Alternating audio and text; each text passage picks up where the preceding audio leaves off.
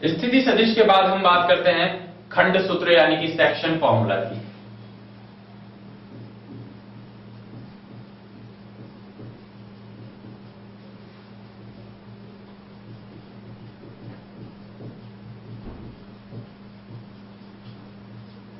Section formula खंड सूत्र।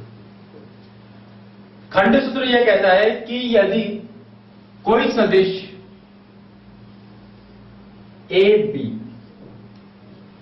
हमारे पास कोई सदिश ए बी वेक्टर है, इस सदिश ए बी वेक्टर को यहां पर इसको ले लेते हैं बी और यहां ले लेते हैं ए, और इसको बिंदु सी पर किसी अनुपात m अनुपात n में विभाजित किया जाता है। यानी कि एक ए बी वेक्टर है और एक बिंदु सी जो है वो इसे m अनुपात n के अनुपात में विभाजित करती है। तो हम ये कह सकते हैं कि यहां से बिंदु O के सापेक्ष ये है स्थिति सदिश, ये इसका स्थिति सदिश है और ये इसका स्थिति सदिश है। हमें ज्ञात करना है कि ये जो C का क्या निर्देशांक आ सकते हैं, यानी कि C का क्या, हमने पहले निर्देशांक ज्यामिति में निर्देशांक ज्ञात किए थे, अब यहां पर क्या इसका सदिश आ सकता है, इसका स्थिति सदिश क्या हो सकता है वो हमें ज्ञात करना है। जैसे कि इसका स्थिति सदिश ए वेक्टर, इसका बी वेक्टर और इसका स्मॉल सी वेक्टर होगा। तो हमें ज्ञात करना है कि इस सी वेक्टर, इस स्मॉल सी वेक्टर का क्या मान होगा, यह हमें यहां ज्ञात करके लाना है।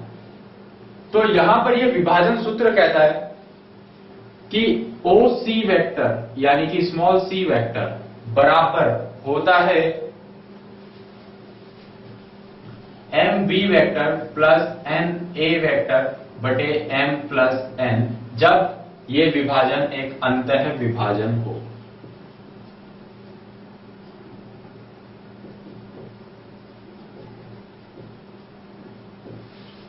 ये जो विभाजन है इस रेखा के अंदर की तरफ है, इसे हम कहते हैं अंतः विभाजन। और जब अंतः विभाजन हो तो सूत्र बनता है सी वेक्टर बराबर M B vector plus N A vector बटे एम प्लस एन। यह सूत्र कैसे बनता है हम ये देख लेते हैं।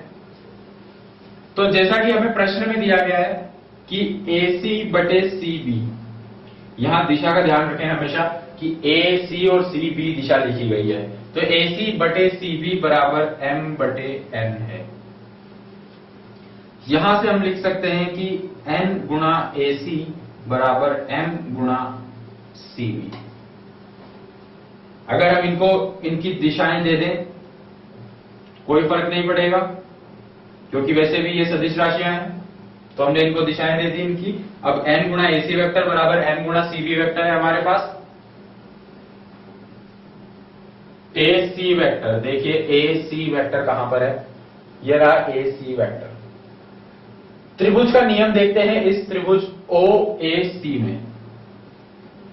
तो इसके हिसाब से यहां इस ए सी वेक्टर का स्थिति सदिश हो जाएगा small C vector minus small ए वेक्टर बराबर एम गुणा सी बी को हम लिख सकते हैं small B vector minus small C vector.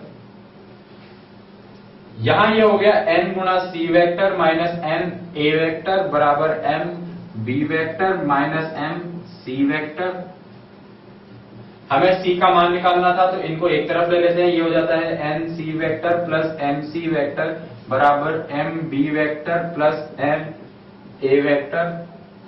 यानी कि यहां से सी वेक्टर बराबर हो गया m B vector plus N A vector बटे एम प्लस एन।